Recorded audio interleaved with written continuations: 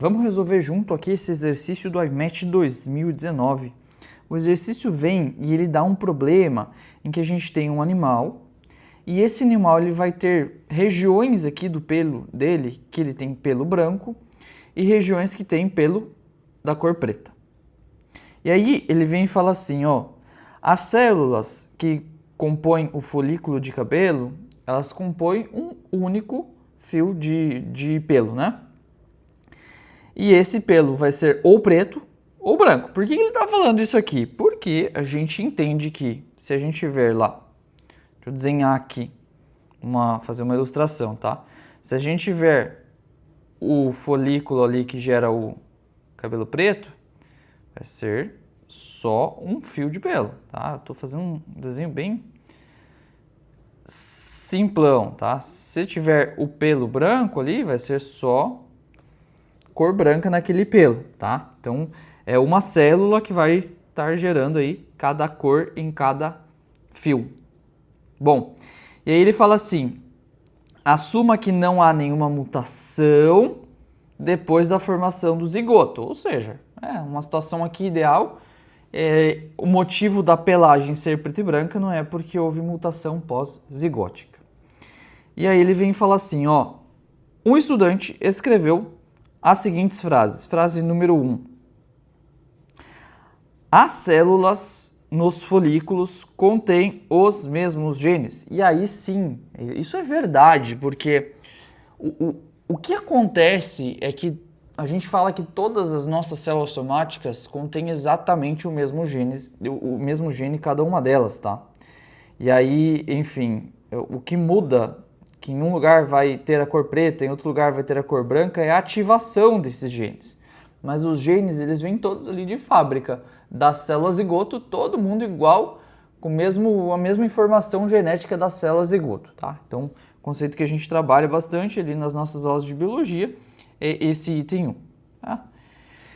Item 2, vamos marcar aqui em azul, os alelos em um folículo de pelo, formando pelo branco, são diferentes dos alelos no folículo que está formando o cabelo preto. E aí, por que essa afirmação está errada? Porque é o seguinte, vamos supor que eu tenho o zigoto. Lá no zigoto, vamos supor que esse animal aqui tem esses cromossomos aqui apenas, tá? Ó. E vamos supor que eu estou olhando a célula aqui que vai gerar o pelo, tá? Se eu for olhar para essa célula, para o material genético dela aqui, vou deixar o material genético na mesma etapa, ele é exatamente igual. Então você vai ter os mesmos genes aparecendo ali. Você vai ter os mesmos alelos aparecendo ali. O que muda é qual alelo que está ativo e qual alelo que não está ativo. Mas são os mesmos, eles estão presentes ali. Não é porque eu ativei um alelo que o outro alelo desaparece, entendeu? Então, por isso, esse item 2 está errado, é um jogo de palavras aqui, tá? Então, os alelos no folículo de pelo que forma o pelo branco, eles não são diferentes, eles são os mesmos. Agora, se ele estivesse falando aqui, os alelos ativos são diferentes, tudo bem, aí são alelos diferentes que estão ativos. Mas a gente vai ter exatamente o mesmo código genético em todas as células somáticas desse cara aqui. Por isso ele tem os mesmos genes, ele tem os mesmos alelos e é isso aí, né? A diferença é que aqui nós ativamos os alelos X, aqui nós ativamos os alelos Y, tá? É isso que muda, mas eles estão presentes em tudo. Bom, e aí, enfim, forma de ativação de alelo, tudo mais, a gente tem a epigenética ali, a gente tem um módulo de Gene Expression que a gente comenta um pouco sobre a epigenética, mas enfim, pode ter outras coisas aqui também no meio disso, mas só estou comentando aqui para deixar mais completa a resolução. Então, o item 2 não está certo, eles não são diferentes, eles são iguais. Item 3, cada folículo de pelo contém 2 alelos recessivos? Bom, então é o seguinte, gente, essa frase ela tá bem errada, tá? E o ponto é, vamos supor que o par de cromossomos que vai definir a cor do pelo é esse aqui, tá? Certo? Vamos supor que é esse aqui. Tem uma informação no enunciado aqui que ele fala que ela é bem interessante. Cadê?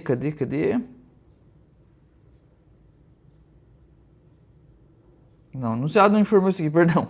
Tá, mas o ponto é o seguinte, se eu estivesse olhando a cor do pelo aqui, a cor do pelo ia estar localizada num par cromossômico. Então, sei lá, o pai doou um alelo que está fazendo aparecer em alguns lugares a cor preta, tá? Então, preto aqui. E a mãe doou um alelo que está fazendo aparecer cor branca. Tá? Geralmente o que acontece preto quer dizer que tem pigmentação, tem pigmento. A cor branca quer dizer que não tem pigmento. Tá? Então, por isso que tem pelo que não vai ficar branco, ele não produziu aquela proteínazinha ali que é o pigmento, tá? Esse cara que não tem pigmento aqui, provavelmente ele tem isso porque o alelo que a mãe doou é um alelo recessivo. Um alelo recessivo é um alelo, nesse caso aqui, ele deixou de produzir a pigmentação. Então, provavelmente quando aparece o pelo branco, eu tenho a expressão só do gene, né, do alelo que está nesse cromossomo aqui. Quando eu tenho o pelo preto, eu tenho a expressão só desse cara que está aqui, tá? Então, eu não posso dizer que são dois alelos recessivos, tá? Na verdade, eu podia até falar aqui numa codominância nesse caso, né? Poderia falar nisso aqui também.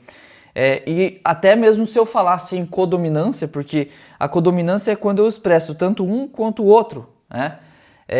Vai depender do qual que está ativo em qual local, qual que não está. Aqui eu não falo em recessivos, ambos são igualmente dominantes, tá? Então aqui nesse caso poderia ser várias coisas, poderia ser um mosaico, poderia ser uma codominância, mas mesmo assim a gente não pode falar que temos dois alelos recessivos, tá? Nós poderíamos ter dois alelos dominantes, ou um dominante e um recessivo, são essas as possibilidades aí, tá? E, enfim, o item 3 ele acaba não fazendo muito sentido por conta disso. Então, por isso, o item 3 está errado. E a gente fica com o gabarito letra D, tá? Então, é um exercício bem, assim, diferente esse tipo de exercício. Um exercício relativamente difícil aqui. E eu espero que você tenha gostado aí da explicação. E é isso aí, a gente está aqui para dúvidas, se ficarem dúvidas nesse exercício.